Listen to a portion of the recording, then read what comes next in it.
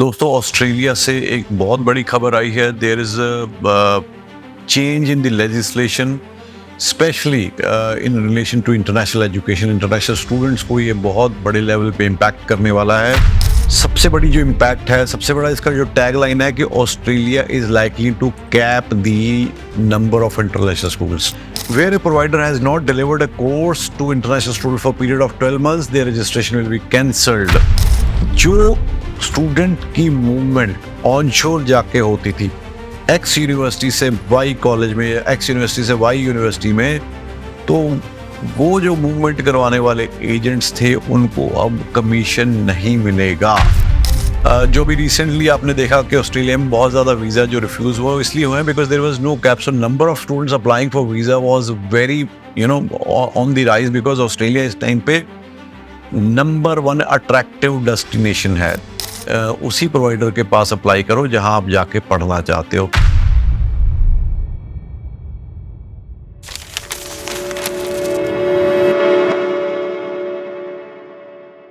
दोस्तों ऑस्ट्रेलिया से एक बहुत बड़ी खबर आई है। There is a change in the legislation specially in relation to international education. International students को ये बहुत बड़े लेवल पे इम्पैक्ट करने वाला है और इंटरनेशनल एजुकेशन प्रोवाइडर्स को भी बहुत बड़े इम्पैक्ट लेवल पे इम्पैक्ट करने वाला है। तो ये जो चेंजेस हैं आज ये जो लेजिस्लेशन है ये इंट्रोड्यूस हुआ है and the changes are likely to be in effect immediately. तो इसमें कुछ चीज़ें जो हैं वो गवर्नमेंट ऑफ ऑस्ट्रेलिया ने, Australian education and immigration ministry ने कुछ गाइडलाइंस जारी की हैं जो मैं इसका लिंक भी लगा दूंगा, बट मैंने उसमें से कुछ जो की पॉइंट्स है वो निकाले हैं। वो मुझे लगता है कि आपको ज़रूर हेल्प करेंगे टू अंडरस्टैंड ऑस्ट्रेलिया आने वाले टाइम में किस तरह के स्टूडेंट्स लेगा, कहाँ कहाँ वो चाहते हैं स्टूडेंट आए और किस तरह का स्टूडेंट चाहते हैं आए, और क्या ये नए लेजिस्लेशन से ऑस्ट्रेलियन इंटरनेशनल एजुकेशन में क्या इम्पैक्ट आने वाला है। तो ये बहुत ही इम्पॉर्टेंट वीडियो है, इसको बिल्कुल एंड तक देखना बिकॉज बहुत सारी ऐसी चीज़ें हैं जो कि स्टूडेंट आपके बेनिफिट के लिए होंगी या आपको उसके बारे में सतर्क रहना होगा, बट वो चीज़ें हो सकता है वीडियो के एंड में आए। सबसे बड़ी जो इम्पैक्ट है, सबसे बड़ा इसका जो टैग लाइन है कि Australia is likely to cap the number of international students. तो कैप की अगर हम बात करते हैं तो हमें लगता है कि जैसे कनाडा ने इंटरनेशनल स्टूडेंट्स के नंबर को रिस्ट्रिक्ट करने के लिए कैपिंग लगाई थी, उसी तरह से ऑस्ट्रेलिया भी जो है वो they are going to cap the number of students coming to Australia. और इसमें कुछ चीज़ें जो हैं वो कनाडा से डिफरेंट हैं। कोई भी उस तरह की पीएल वगैरह लेटर के लिए ऐसा कुछ नहीं है कि तो what are they going to do is they are going to allocate number of seats to the universities. अब वो किसको कितनी होंगी, कैसे होंगी, वो तो खैर आने वाला टाइम हमें बताएगा, बट ये जो मैंने एक अपनी तरफ से कुछ पॉइंट्स लिखे हैं जो मुझे लगता है कि जो क्या ऑब्जेक्टिव है इस चेंज का और उसके बाद क्या आउटकम होने वाली है। जो मुझे लगता है जो पहला ऑब्जेक्टिव है वो है, आप अपनी स्क्रीन पे भी देखोगे, sector built on quality and integrity. कहीं ना कहीं ये जो माइग्रेशन रिव्यू हुआ था पिछले साल, उसमें यह आया कि जो एजुकेशन सेक्टर है, इंटरनेशनल एजुकेशन सेक्टर है ऑस्ट्रेलिया में, उसको बहुत लोग मिसयूज़ कर रहे थे to make quick money. Unscrupulous agents और प्रोवाइडर्स थे जो कि बहुत कम फीस के ऊपर बच्चों को ल्योर करने के लिए घटिया क्वालिटी के कोर्स, और इवन क्वालिटी थी ही नहीं, वो कोर्सेज पढ़ा रहे थे और यहाँ से लोग जो है वो पैकेजेस बना बना के बच्चों को भेज रहे थे। तो ये सारी चीज़ों को कर्ब करने के लिए इसका यही है कि to a sector built on quality and integrity, implementing integrity reforms। तो ये जो integrity reforms हैं ताकि इस जो एजुकेशन सेक्टर की जो एक गरिमा है वो बनी रहे, जो इसकी क्वालिटी है वो मेंटेन रहे।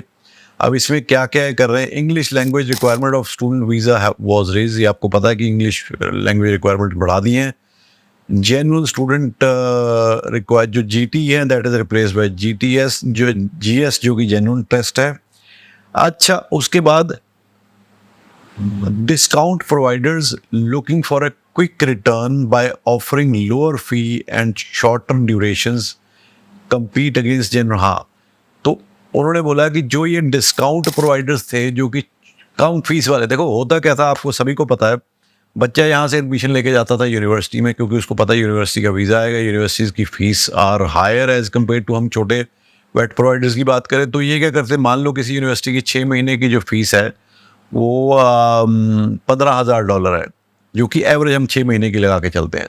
तो बच्चा यहाँ से $15,000 दे के चला गया, और एजेंट ने भी बोला, बच्चे ने भी बोला, और उस टाइम उसके मन में कोई भी चेंज करने का नहीं है। बट जब बच्चा वहाँ पहुँचता था तो बहुत सारे एजेंट, इवन यूनिवर्सिटीज़ के स्टूडेंट्स भी एक तरह से एजेंट बने हुए थे, जो उसको ल्योर करते थे कि जी आप 15,000 रुपये 6 महीने की क्यों फीस दे रहे हो, आपको तो साल की फीस हम 10,000 में करा देंगे।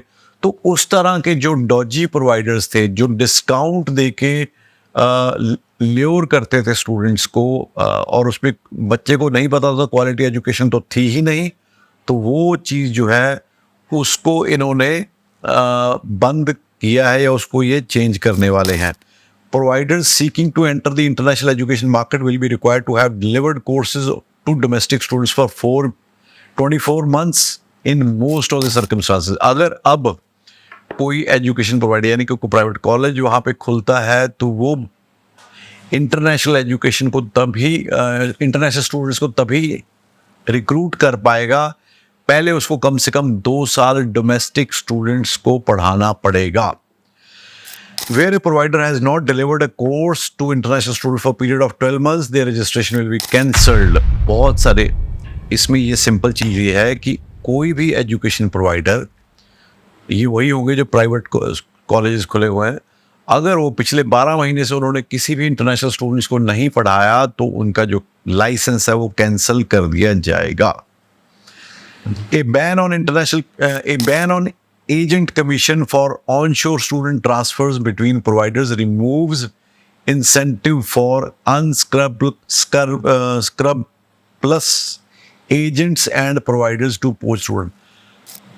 जो स्टूडेंट की मूवमेंट ऑनशोर जाके होती थी, एक्स यूनिवर्सिटी से वाई कॉलेज में, एक्स यूनिवर्सिटी से वाई यूनिवर्सिटी में, तो वो जो मूवमेंट करवाने वाले एजेंट्स थे उनको अब कमीशन नहीं मिलेगा। अगर आप यूनिवर्सिटी से 6 महीने बाद चेंज करके किसी दूसरी यूनिवर्सिटी में जाओगे आने वाले टाइम में, या यूनिवर्सिटी से किसी कॉलेज में जाओगे, तो आप जिसके थ्रू भी करोगे तो उस एजेंट को कमीशन नहीं मिलेगा। तो ये एक बहुत बड़ा पॉइंट है। उसके बाद switching off the concurrent COE function. Concurrent COE आपको पता है कि बंद हो गई है। अब इसमें क्या है, following the changes, in changes आने के बाद students can still study courses once they still change the course once they have finished their 6 months education with the original provider, and provider agrees to give them a release. बिना release के अब आप change नहीं कर पाओगे। इसका दूसरा objective है कि लंबे समय तक जो सस्टेनेबल ग्रोथ है, एक लेवल की ग्रोथ है, उसको मेंटेन किया जाए। Further work is required so that the regional and outer metropolitan universities are appropriately supported. अब इसका दूसरा ऑब्जेक्टिव ये है कि जो एक जिसे कहते हैं ना कि पेनिट्रेशन थी कि मेलबर्न या सिडनी में ही जाना है, उस चीज़ को रोकने के लिए they have come up with these things कि भाई अब जो है रीजनल और आउटर मेट्रोपॉलिटन जो यूनिवर्सिटीज़ हैं या उनके कैंपसेस है, वहाँ पे स्टूडेंट को वहाँ स्टूडेंट जाए और वहाँ जाके अपना कोर्स जो है वो पूरा करे। Allow government to set limits on enrollments at provider level including within specific courses और लोकेशंस। अब जो है मान लो एक यूनिवर्सिटी के 4 कैंपसेस हैं, जिसमें से 2 कैंपसेस उनके हैं रीजनल एरिया में, एक कैंपस है आउटर मेट्रोपॉलिटन में और एक है Metropole.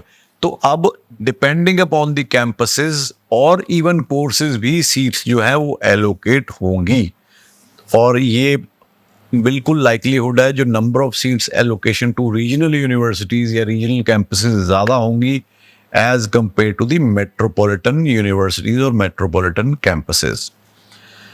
Public and private higher education provider enrollment levels will be determined by a Minister for Education and जो हायर एजुकेशन इंस्टीट्यूशन है जैसे यूनिवर्सिटीज़ हैं या फिर जो कॉलेजेस हैं जो बैचलर या मास्टर्स करवाते हैं, उनकी जो सीट एलोकेशन है वो मिनिस्टर ऑफ एजुकेशन डिसाइड करेंगे। और जो वेट प्रोवाइडर्स हैं जैसे कि वोकेशनल एजुकेशन ट्रेनिंग वाले जो प्रोवाइडर हैं, जो टेफ कॉलेज हो गए या छोटे दूसरे जो डिप्लोमा, एडवांस डिप्लोमा या ग्रेजुएट सर्टिफिकेट ही देते हैं, उनकी जो नंबर ऑफ सीट की एलोकेशन है that will be determined bye minister for skills and training. Outcome इसकी क्या है? More focus on regional universities, better visa grants after the cap on international students is done. Obviously देखो, जो भी recently आपने देखा कि ऑस्ट्रेलिया में बहुत ज़्यादा वीज़ा जो रिफ्यूज़ हुआ इसलिए हुए हैं because there was no cap, so number of students applying for visa was very on the rise because Australia इस टाइम पे नंबर 1 अट्रैक्टिव डेस्टिनेशन है, तो उस वजह से बहुत ज़्यादा एप्लीकेशंस भी लगी। अब उनको अपना टारगेट जो है रिड्यूस करना था, तो उन्होंने क्या किया, उन्होंने रिजेक्शंस देनी शुरू कर दी। बट अब they have come up with new strategy by which capping will be done, quota will be given to the universities, so the likelihood of visa rejection will go drastically down। तो जो visa grant rate है वो बढ़ जाएगा, which is a good news। Regulating accommodation crisis, जो accommodation का crisis एक create हुआ है, ऑल्दो देयर आर रिपोर्ट्स कि भाई इसका इंटरनेशनल स्टूडेंट से कोई लेना देना नहीं है, बट फिर भी जो एक पब्लिक परसेप्शन बनी हुई है कि इंटरनेशनल स्टूडेंट्स इतने आ गए, उसकी वजह से अकोमोडेशन में दिक्कत आई है, रेंटल्स हाई चले गए हैं। तो इन्होंने क्या किया, मान लो कोई यूनिवर्सिटी मेट्रोपॉलिटन में है, अगर उसको मान लो एक डेटा 100 स्टूडेंट्स का डेटा दे दिया, अगर वो यूनिवर्सिटी डिमांड करती है जी नहीं जी मेरे को तो 200 बच्चा चाहिए, तो उस यूनिवर्सिटी को एक्स्ट्रा 100 बच्चे, जो जितना भी इंक्रीमेंटल बच्चा उसको चाहिए, उसके लिए अकोमोडेशन जो है वो बनानी पड़ेगी। तो इस तरह से क्या होगा, जो अकोमोडेशन का एक क्राइसिस है उसको भी ये एड्रेस करने की कोशिश कर रहे हैं। और आप आने वाले टाइम में देखोगे बहुत सारी यूनिवर्सिटीज़ जो हैं वो अपनी हॉस्टल फैसिलिटीज़ या अपनी अकोमोडेशन जो हैं उसके ऊपर बहुत ज़्यादा खर्चा करने वाली हैं। More focus on regional communities, economic development of non metro cities. अब जो फोकस है वो रीजनल सिटीज़ के लिए होने वाला है, उनकी इकोनॉमिक सस्टेनेबिलिटी के लिए होने वाला है, और नॉन मेट्रो सिटीज़ की को डेवलप, क्योंकि Australia is not only Melbourne and Sydney, Australia is much more than Melbourne and Sydney. So the focus of new legislation is to develop the cities which are non-metro and which are regional cities। Universities to build accommodation facilities to, हाँ वो मैंने आपसे बता ही दिया, university में start.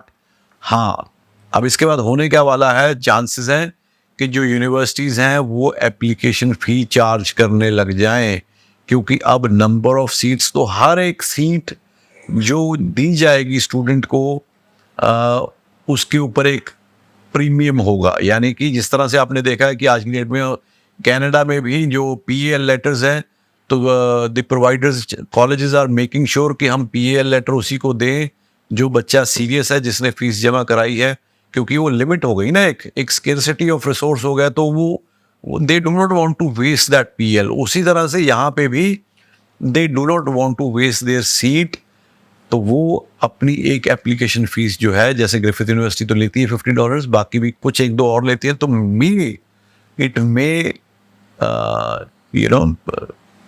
May happen in the future, तो बाकी universities भी जो हो सकता है एप्लीकेशन चार्जेस लेना शुरू कर दे। अब इससे क्या होने वाला है, एक तो डॉजी जो प्रोवाइडर्स हैं वहाँ पे वो एलिमिनेट हो जाएंगे। दूसरा जो एक मार्केट है ऑनशोर एजेंट्स की, जिसमें से हाँ एक और चीज़ है, बहुत सारे ऐसे एजेंट हैं जिनके अपने प्राइवेट कॉलेजेस हैं वहाँ पे, तो उनको भी उन्होंने बंद, मतलब वो कोई भी प्राइवेट कॉलेज वाला can not work as agent, मतलब वो एक ही मान लो पेरेंट कंपनी उसके 2 कंपनियां बनाई हो, तो वो चीज़ें भी बंद होने वाली हैं। उसके बाद ये जो मूवमेंट ऑफ स्टूडेंट्स थी अक्रॉस प्रोवाइडर्स, वो जो है बहुत हद तक बंद होने वाली है, क्योंकि no commission, nobody will be motivated to get you transfer to other university. और आने वाले टाइम में जिस तरह से चीज़ें चल रही हैं, मेरी रिकमेंडेशन ये है, do not change your provider, अपनी यूनिवर्सिटी को मत चेंज करना, क्योंकि अगर आप लॉन्ग टर्म स्टे के लिए सोच रहे हो ऑस्ट्रेलिया में, तो do what the government want you to do, do not dodge or try to change your provider or a course just to get the short term benefits, क्योंकि आने वाले टाइम में देखो बहुत सारी दुनिया होगी आपको चेंज करवाने के लिए। अब तो खैर हो सकता है उसके बाद ना हो, वो अपने गेन के लिए करवाएंगे। वो आपको बोलेंगे कोई बात नहीं जी, आपको MRT तक ले जाएंगे, मिनिस्ट्रियल रिव्यू ट्रिब्यूनल। 1% बच्चे को एक्सटेंशन मिलती है MRT के बाद, 99% को वापस आना पड़ता है। तो वो चीज़ें आपके साथ ना हो, लोगों की बातों में आके मत अपनी यूनिवर्सिटी चेंज करना या अपना प्रोवाइडर चेंज करना। यहीं से पहले उसी प्रोवाइडर के पास अप्लाई करो जहां आप जाके पढ़ना चाहते हो। तो ये जो चेंजेस हैं आने वाले टाइम में, ये एक इंटीग्रिटी बचाने के लिए बहुत अच्छे हैं। ऑस्ट्रेलिया की जो एक साख है इंटरनेशनल एजुकेशन में, तो उसको बचाने के लिए बहुत इंपॉर्टेंट है। और जो ये शॉर्ट टर्म लोग आए थे ना इस इंडस्ट्री में कि हम भी एजेंट हैं, हम भी ये कर देंगे पैकेज, वो सारी चीज़ें आने वाले टाइम में at least for Australia weed out होने वाली है, which is a good news. Thank you so much.